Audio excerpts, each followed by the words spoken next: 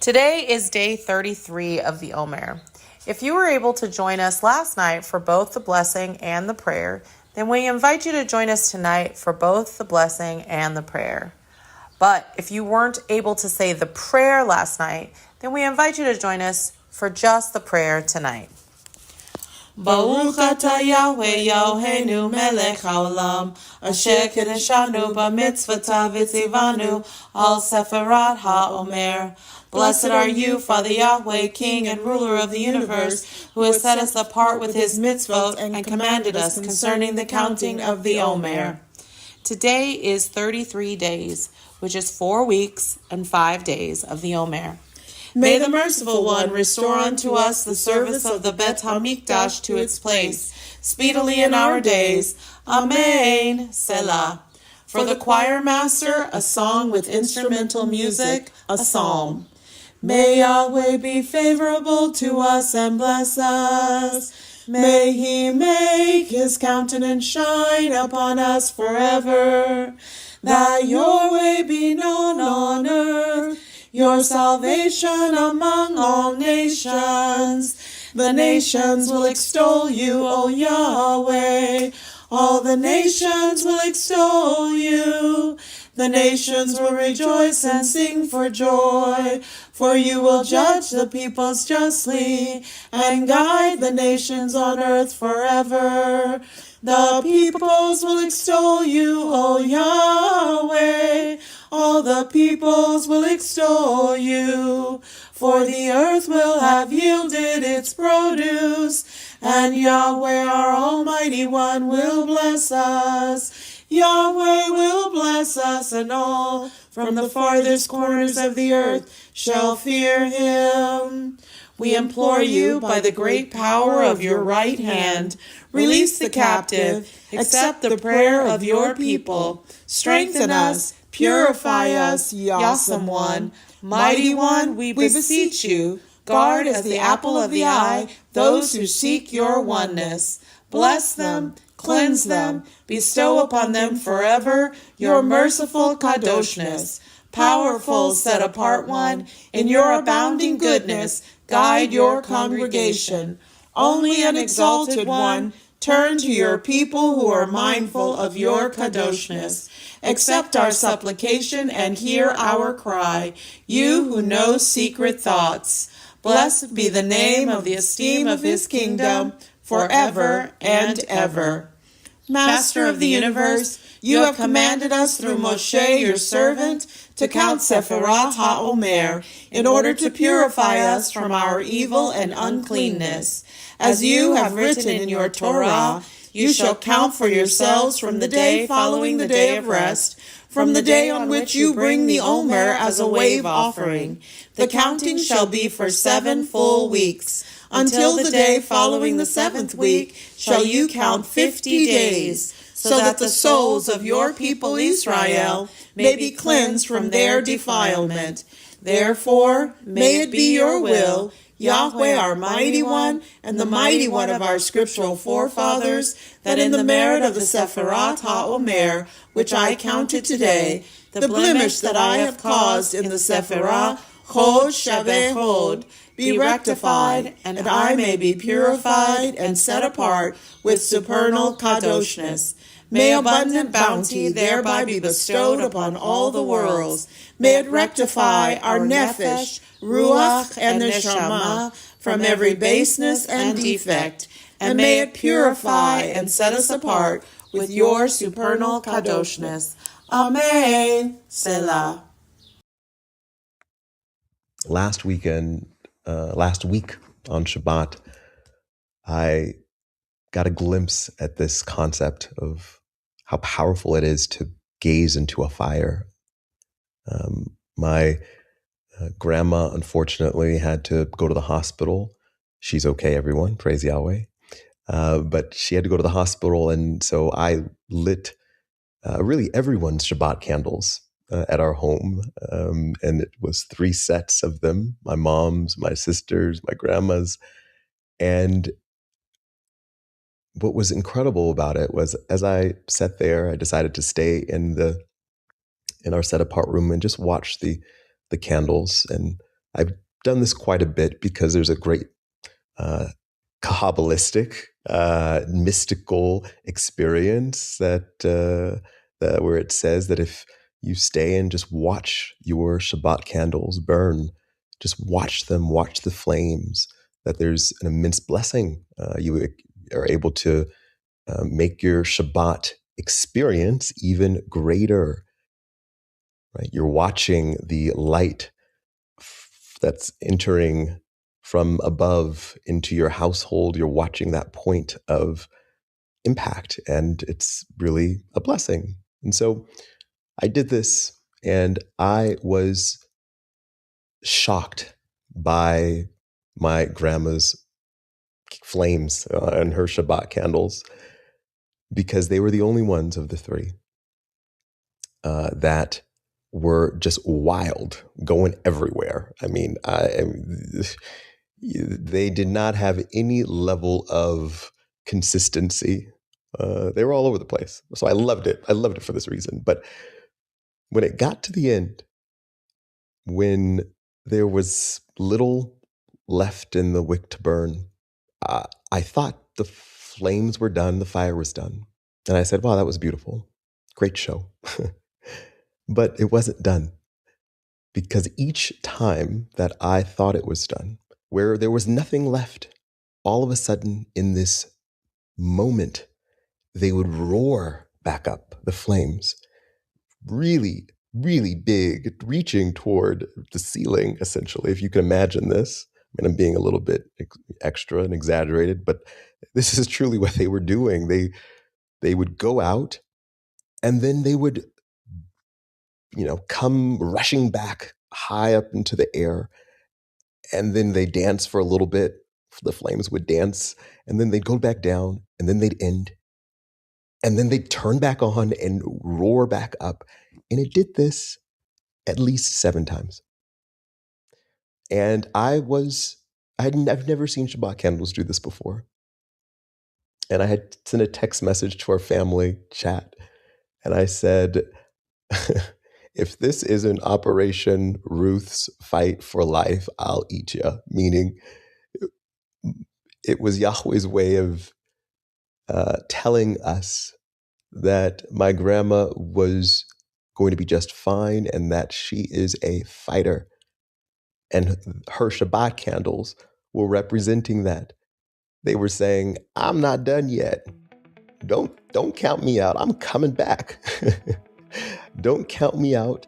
I'm still here fighting. Don't think my light is diminished because I'm older. No. Just in the moment when you think this, I am going to come roaring back.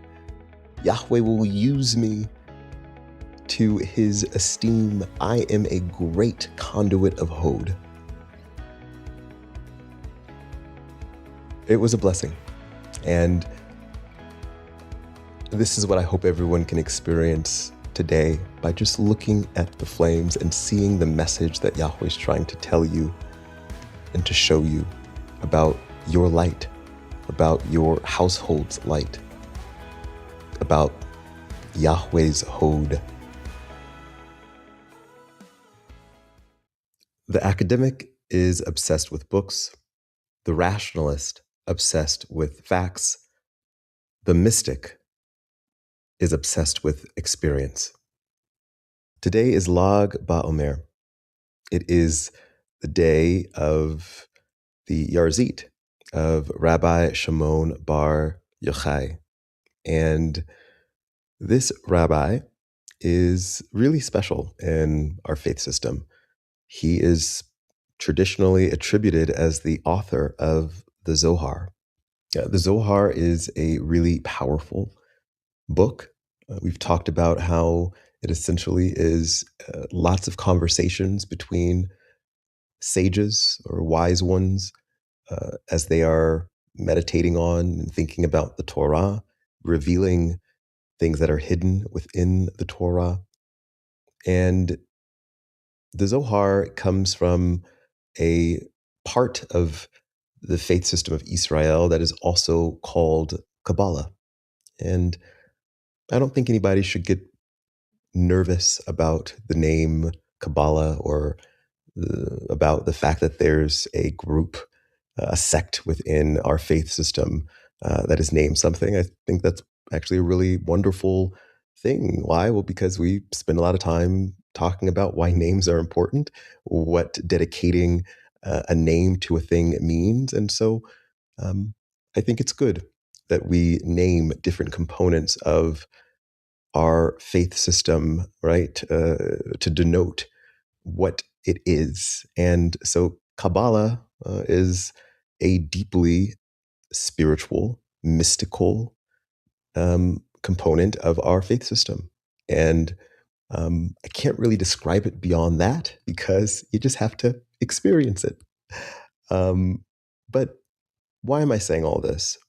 This Rabbi Shimon Bar Yochai, he today is his Yarzit, and the Yarzit is the time frame that you celebrate the anniversary of someone ascending to Shemaim, a righteous one ascending to Shemaim, and so in honor of this rabbi who is attributed to be the author of the Zohar, we particularly believe it is a good time to talk about the mystical experience of the 33rd day of the Omer, which is also called Lag Ba Omer, which is in essence the time when we celebrate the wisdom and the secrets that were revealed to Rabbi Shimon during his time in the cave that he spent when he was hiding from the Roman Empire, him and his son.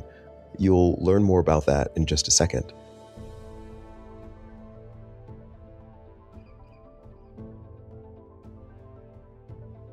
That quote I read earlier, the academic is obsessed with books, the rationalist obsessed with facts, the mystic obsessed with experience. Well, a mystic is what many people in Kabbalah like to believe that they are. So what is a mystic? Well, one would say that the stance of a mystic is the word Haneni, here I am, meaning here I am fully in whatever happens. To be fully here, to be fully present, requires that at every moment you are willing to be surprised, to be radically amazed. For without a willingness to be surprised, you could risk entering into any encounter with reality blinded by the lenses of your facts, your expectations, or your preconceived notions, which in turn disables you from seeing that which is actually unfolding right in front of your eyes. And so the willingness to be overcome with surprise, this is the stance of the mystic. This is the stance that creates room for the human experience. One of the ways that we practice entering into this state of being fully human, of being, of experiencing and being fully capable of being fully surprised, is by gazing at the flames of a bonfire. In fact, that is how lots of people around the world today on Lag BaOmer, that's how they're spending their time, gathered looking at bonfires. So what is it about the flames of a fire that moves us? Why is it that for thousands of years we have sat around bonfires on this day, or even on other days, on special occasions? Human beings have been looking into the mesmerizing flames for a long time. We are unable to avert our eyes when we see flames. What is so captivating about them? You know, Moshe is famous for looking at a flame, seeing something that no one else noticed. The flame wasn't consuming anything. And this is how he experienced the pathway toward hearing Yahweh's voice. So there's clearly something about flames, looking at them, that speaks volumes. You know, on a basic level, the flames awaken within a person the experience of surprise. You never know what the flames are going to do next, which direction they will dance in the next moment, how they'll decide to express themselves. And on a deeper level, we are mesmerized by the flames because when we look at them on some intrinsic level, we feel camaraderie with the flames, meaning on some level, we feel like we are looking at ourselves, at the human experience, perhaps even our souls. The truth is that the flame and the human being act in mirroring ways. A flame is constantly trying to escape the fire and fly off into the ether, yet the irony of that situation is that it is trying to escape the very thing keeping it alive, the stick or the wick. Even more ironic is the fact that as soon as the flame climbs too high or travels too far, it disappears, ceasing to exist. The same is true for humans. Our soul is constantly trying to escape and fly in whichever way it wishes to wherever it wishes to go, to soar high and far, far from one side of the world to the other. Yet the irony is that it is trying to escape the very thing that is allowing it to grow and to evolve, to create and to live, which is the body. On the 33rd day of the Omer, Hod Shebe Hod, we learn about the unique quality of what it means to be human. In the Talmud, in Shabbat 88b, it tells us that while Moshe was up on the mountain preparing to receive the Torah, the Malachim, or the angels, started a rebellion. They argued with Yahweh, saying, "How can you give your Torah, which you have been guarding for 974 generations, from even before the world was created, to mere flesh and blood mortals?" Yahweh basically asked Moshe, he said, "Moshe, you got to take this one. Grasp onto my throne of praise and make this case." And so he says to Moshe, basically, explain your Hod to the heavens. Explain to them what makes you uniquely worthy to receive the Torah. Convince them that your Hod is a match for mine, and that, therefore, the Torah belongs on earth. And so the story continues that Moshe went on to explain to the Malachim, the angels, about the human experience in all its messiness and shortcomings. Ultimately, he was able to successfully convince them to agree that the Torah should be given to humans. This teaching, beloved, begs many questions. First of all, why did the Malachim have such an issue with Moshe taking the Torah? Second, how did Moshe convince them otherwise? And what does Hod, which means prayer and praise, which means the splendor, the beauty, the esteem, the glory is a word that often people use. What does Hod have to do with any of this? The truth is, the angels had a problem with the very creation of Adam and Hava, of the human being, basically, from the very beginning.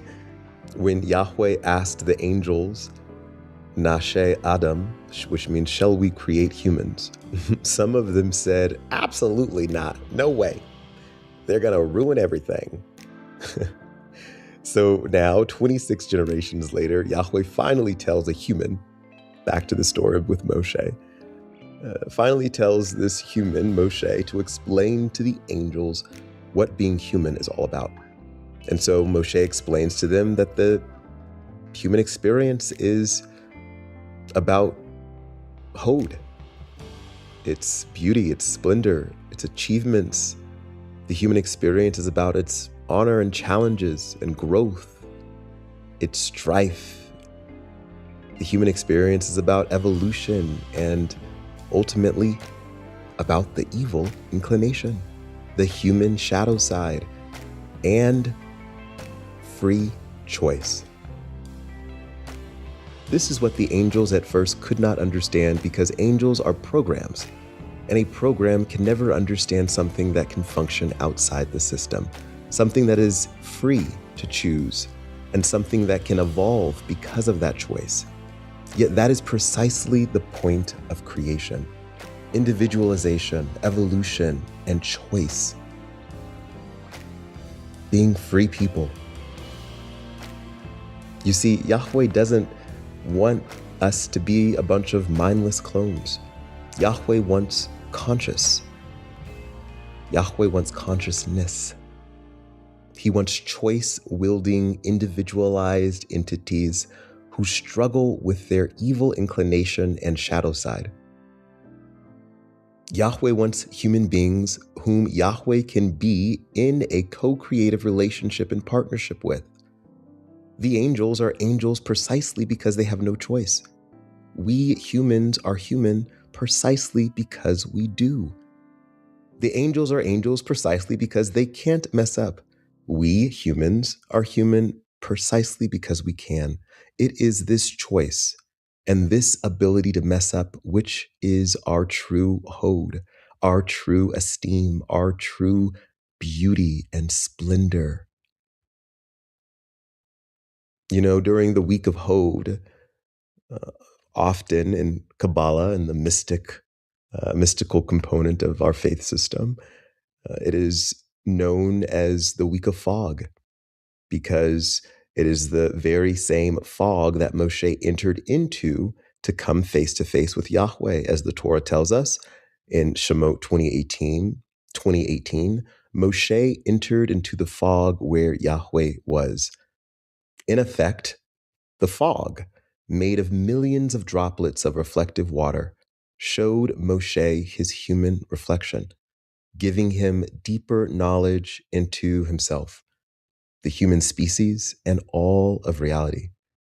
This, in turn, is what allowed him to answer the accusations of the angels. Yet, like the flames, so often we try to escape the very things that make us human. We try to escape our challenges and our struggles. We try to escape our undesirable thoughts. We even try to escape our bodies. We'll enter Lag BaOmer, Hod within Hod, day 33. And with it, it's teaching about the conscious choice to be human. For only when we consciously choose to be human, with all of its darkness and complexity, can we become completely present to the full experience of being human and the full experience of living life. This, in essence, is the stance of Hanani. Here I am. Here I am ready to experience. Here I am, the total presence. Here I am, this mystic who's willing to be surprised and to be radically amazed at what my day will bring, at what this hour will bring. Not having expectations, but just being willing to experience. This is what we are truly celebrating on Lag BaOmer, the messiness of being human. So why don't I just show you all a little bit about how Israel is celebrating the 33rd day, Lag BaOmer. If you are not watching your screen, you should come watch this video from Chabad that talks about today and this rabbi who inspired this mystical experience of our faith system and who is known as the author of the Zohar.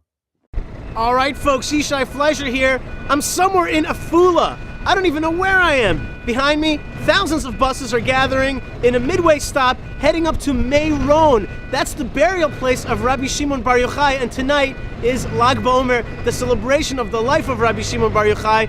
Why are tens of thousands, hundreds of thousands of Jews heading up to this place? Why is this the world's biggest Jewish celebration?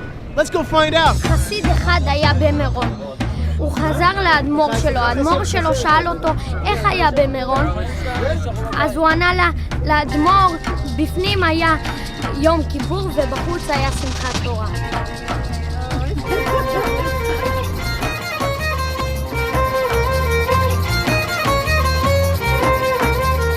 Free food! That's part of the whole Lag BaOmer experience here in Meron. They just give out free food. This is shoko!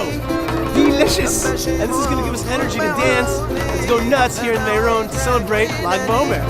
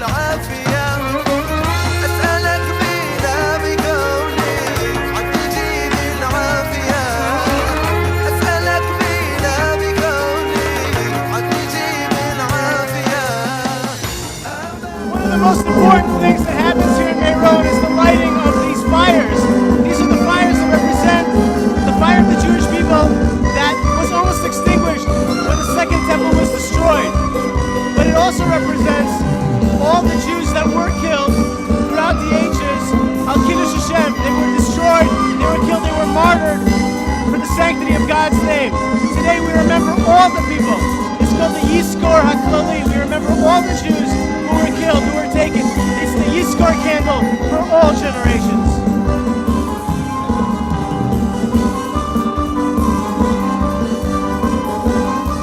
Meron is awesome. You guys are missing the experience. If you're watching this on video, please come here next year. Meron's like a little bit physical, a little bit spiritual. It's got something for everyone at Rabbi Shimon Bar Yochai's cave, and that's why we're all here.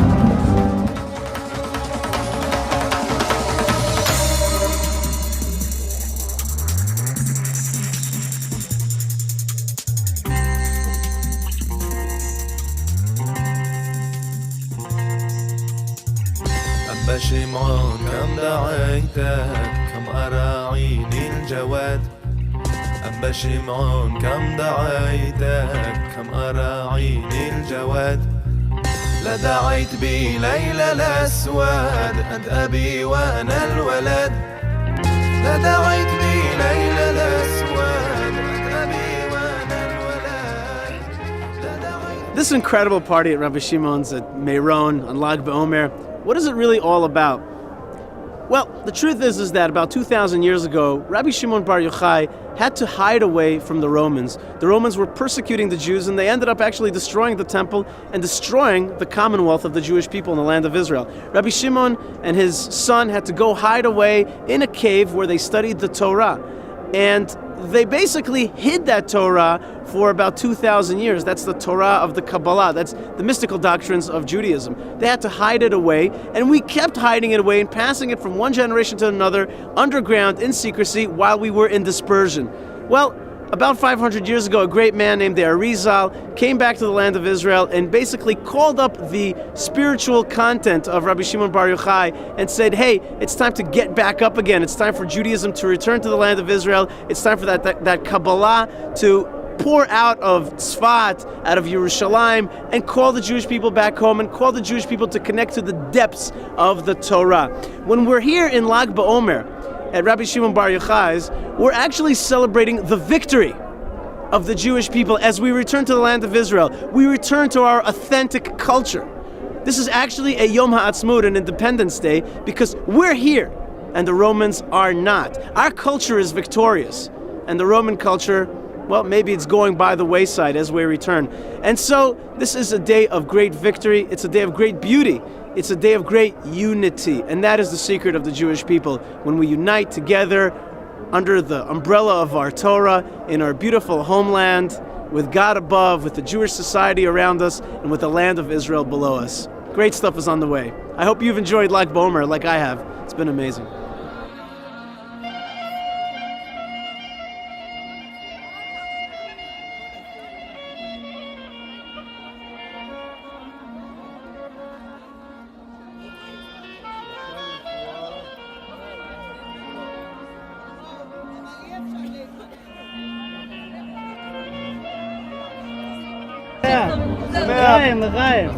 חג שמח, חג שמח לכל עם ישראל, שיהיה ברכה לכל עם ישראל, בזכות רבי שמעון בר יוחאי, שיהיה שמחה, שמחה גדולה לעם ישראל בעזרת השם, בזכות הצדיק הזה בעזרת השם, השם ישמור אתכם, כל הישועות. As we continue our count of the Omer, I have to say that it marks a final stretch, day 33, because we now have 17 days left until the revelation of our new, truer selves at Mount Sinai, where we receive the Torah anew, where we receive the Spirit of Yahweh through Yahshua anew, where we become a new type of free people.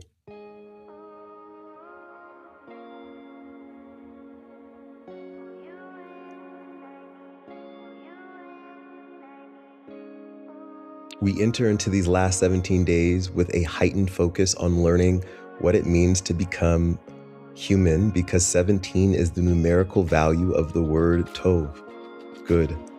The word Yahweh used to describe the creation of the first human, and Yahweh's proclamation about the creation of the human was tov meod, very good.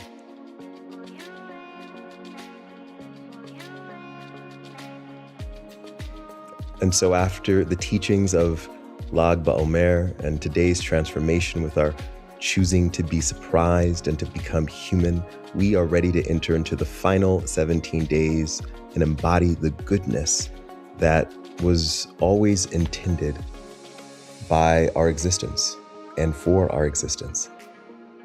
Today, like Moshe entering into the fog, we enter into the final 17 days to argue our human hodness to the heavens and bask in our own precious humanity. And so for this reason, on this night, we sit around bonfires to remind ourselves in an experiential way what it means to be human. The practice for you today, beloved, is to make the conscious choice to be open to surprise and say Haneni, fully engage with the human experience of being human in all its messiness and complexity. Sit around a bonfire and gaze at the flames. And if you don't get to a bonfire, gaze into the flame of a candle. Whatever you do, don't think about the fire and what it's supposed to mean or represent. Instead, experience the fire. Say Haneni and be there. May your 33rd day of the Omer be lit. Shalom, friends.